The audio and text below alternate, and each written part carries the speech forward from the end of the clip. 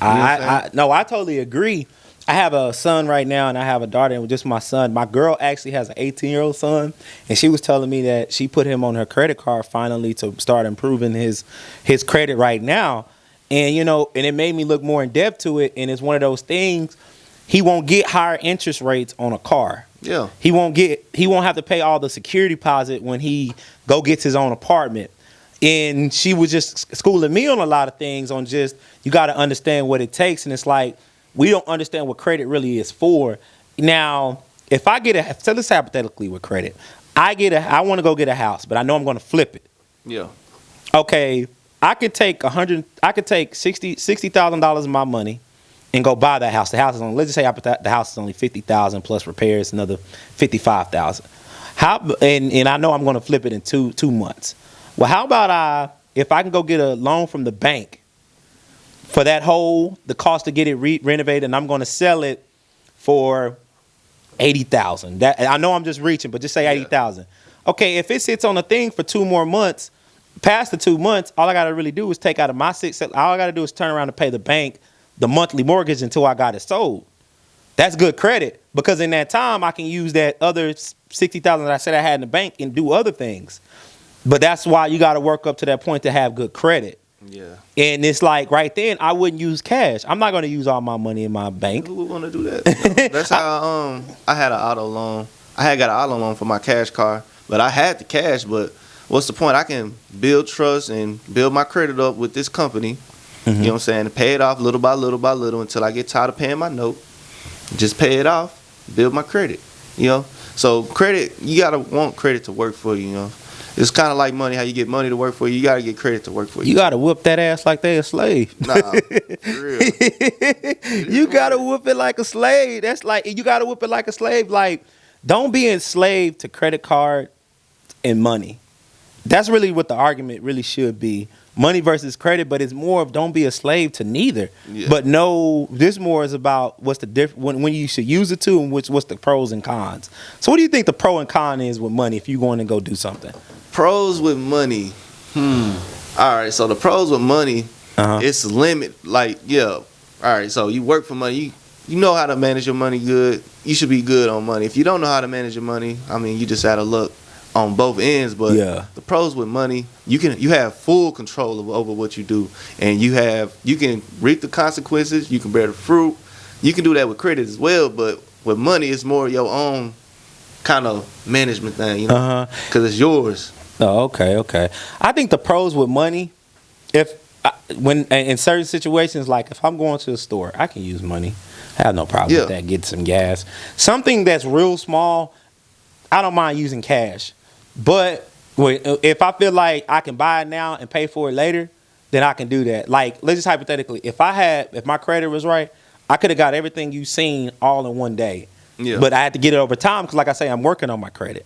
Yeah. And that would have been a good time to do it. So the con is with money, if you run out, whatever you have in your pocket or your bank, if you ain't got no credit, money runs out. Yeah, it's limited. It's like you said, it's limited. And money doesn't grow in your pocket.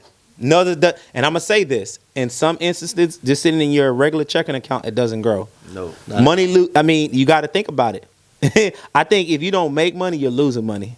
Facts. Because if you're not making money, you got to constantly. It's almost what we got to do. We got to constantly put material out there. We can't. If we set that one episode last week on YouTube, I guarantee you at some point it's going to hit a ceiling. Yeah. It probably already has hit a ceiling. But if we keep on putting into different investments, doing different things, adding new structures to we starting to make money grow while it's sitting in our money market account, or it's sitting in our stocks and bonds account, because we're putting it in a different place. We're investing in our business, like we talked about last week with brand building. And I think the pros with credit, I don't have to use the cash in my pocket. That's the greatest pro ever. And I always can, most of the time, if you got good credit, you can get more on a credit limit than you probably have in your bank. Yeah, and they give you like bonuses, and they give you all kinds of stuff. You get rewards for just having good credit scores. Say, like, frequent flyer miles. You know what I'm saying? Good credit comes with a lot, like, man. But like I said, the two go hand in hand. When you got a lot of money, the odds are you gonna have good credit. If you struggling with money, you gonna be struggling with credit. it's a balance thing. So you gotta, like, if you just now building your credit and you learning how to manage your money and stuff, I wouldn't go do what I do and got 4 credit cards, because I do this stuff in real life, you know. No, I totally agree. You got to understand that the really big con with credit is not paying off your and that's up to you. Yeah, you say really, you really kind of determine if you don't pay on your, if you don't pay, you know, they say don't just pay 20%, pay, try to keep it at a 30, try to keep it only using the 30%. But the only pro is if you max out your credit cards, then you fuck up your credit history. To me, that's really just it. To be honest, like that's really no one ever complains about credit card unless you're enslaved to credit cards and you're. Like I said earlier about the waking up, going to go apply for loans. Well, I'm waking up. I remember when I got my second one, I started getting one from like Discover. I got one from these little small companies. I got had 4 at the same time, and they all came. I got one week. Next week, the next one came in. I was literally, once I spent the Discover, boom, I'm applying for another one. I'm telling you, see, he gives you the side the steps you should have taken. I'm gonna show you the steps you should avoid, because I'm telling you, and this was at 23, 24, 25, little bit of 26, but because at that time I couldn't use credit, everything is cash. I had to get out there and hustle a little bit more. But with that being said, it was one of those things I became enslaved to spending, and really this is more of a spending. We have a love-hate relationship with spending. Liabilities. It is it really is. For instance, did you use credit when you started doing your vending machines? No, not at all. All cash. Oh, okay. So what made you? Did you want it? Did you thought about using credit, or you thought it was smart to just pay cash? I thought it was just smart just to pay cash because I have to buy material for the machines. I got to restock them. I got to spend gas to go up there. So then if I get that loan, I'm going to have to pay them back too. So now I'm paying for material. On top of that, I'm paying the loan off. So my profits are not as, big as it would be if I just saved up and just paid cash for it, and I just get full profit. Oh, okay, yeah. So I went that route. I mean, unless I'm getting a brand new $5,000 machine, then I think about looking at credit, but I don't see myself taking that route. No, okay, yeah, man. A $5,000 machine. I got to know that bad boy is rolling like a trap spot. That mother better be mobile. When I pull up, I better be seeing people waiting outside like the new pair of Jordans when I want to go. And that's the thing about vending machine. I know this ain't the vending machine topic. Yeah, go ahead, do your thing. What's the difference between $1,000 machine and a $5,000 machine if they both accumulating the same money if they in the same spot? So I kind of avoided that route of buying the brand new ones. I like getting stuff for a discount, just like stocks. But we are kind of, from what I hear, we're moving to a cashless society. Ooh, man, hey, I've been talking about that all week. Yeah, so all I'm saying is, at some point you're gonna have to get ahead of the curve. It just hypothetically, if we do go to a cashless society, so it's you might. So let's just say hypothetically, we'll just play the what if game. Would you take a loan out, or would you save the cash to go get a new machine? It's $5,000.